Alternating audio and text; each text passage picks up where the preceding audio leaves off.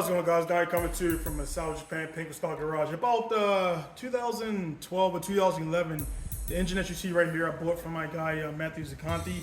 It was the first RB26 that I built here in Japan, and I did a lot of banging on it between 2011 to about 2000, roughly 15. It's a good amount of time, a lot of sessions, a lot of testing and tuning.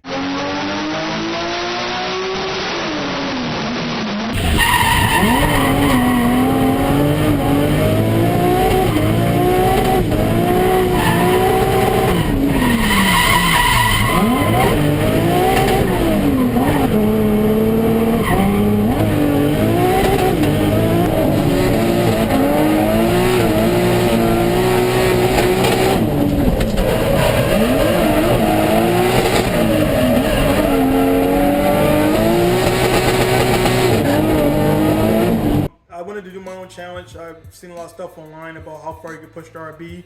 All right, so I didn't have money, a lot of money back then. Took the engine, took it apart. The only thing I did was I added piston rings.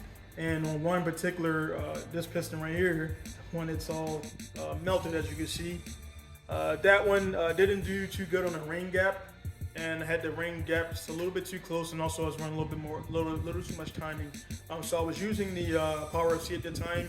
And I like to use the Power RC for kind of like, playing around now, but now it's Haltech for me or bust. There's a lot of other systems out there, but I prefer Haltech for whatever I can use it for. I like the Haltech. I push it a lot. You see the band up there on the wall. They got great customer service, and they just work for me. So this is one of the pistons that was good. All 5 were good and everything. And again, that's 5 years of, as you can see, there's virtually like no carbon on there. A little discolored, and this is a cast piston, by the way, a stock OEM RB26 piston from R32 GTR engine, which means this thing is 30-something years old. It doesn't matter what you do out there. If you're gonna race your cars, you're gonna do all the stuff, you're gonna break them.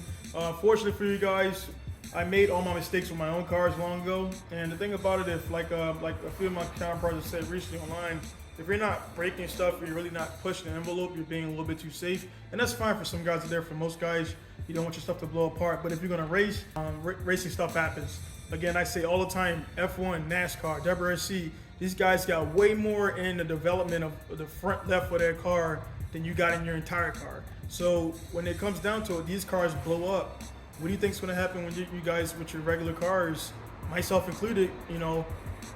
I got some cars that are on the upper level, but at the same time, it still is on a lower level compared to F1 car.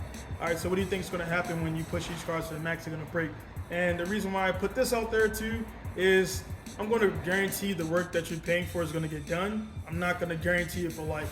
And anybody out there that does, they're BS. I'm not going to guarantee a performance setup for life, because if you're gonna do performance mods, you're gonna do performance things. If you're gonna do OEM stuff, I'm gonna talk to you and I actually talk you out of doing the high-end stuff that you're not even gonna utilize. All right, so again, this is an example of the quality of RBs. I've seen a lot of people bash them over the years. And one thing that's kind of cool about that engine is I actually didn't have the oil crank column mod, because again, I didn't have any money for the machine work at this time. I just got the military. I was working a contracting job. Didn't have a lot of money, so I wanted to see how far I could push it. So I did all that banging all those years with a stock pump. Only thing I had was the oil control orifice in the head, and everything else was stock. Bearings I had ACL, but everything else was stock. And it did well. It did well. So again, say what you want to say out there. I've utilized a lot of engines. I've had great luck with RBs. I got RB25 back there over 8 seasons. Still good to go. Again, after I did my pro debut, these pistons are the pistons I used to do my pro debut in drifting. And shortly after that, I blew it up, testing and tuning the MSP, just pushing limits. And it didn't work. And again, this guy right here melted a little bit, started receding, got a little bit hot. There again, it doesn't matter how much you spend, stuff is going to break. So if anybody out there is promising you stuff is not going to break, go to another shop, because they're lying to you. So it's going to be Donnie signing off from South Japan. Pink Stock Garage. See you guys later. Peace.